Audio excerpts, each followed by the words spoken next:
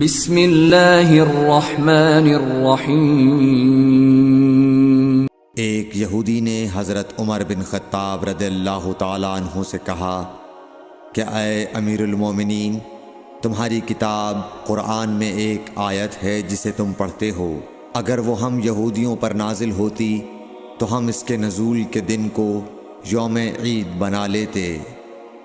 آپ نے پوچھا وہ کون سی آیت ہے؟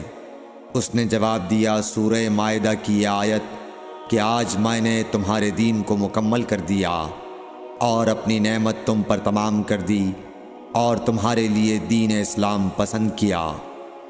حضرت عمر رضی اللہ تعالی عنہ نے فرمایا کہ ہم اس دن اور اس مقام کو خوب جانتے ہیں۔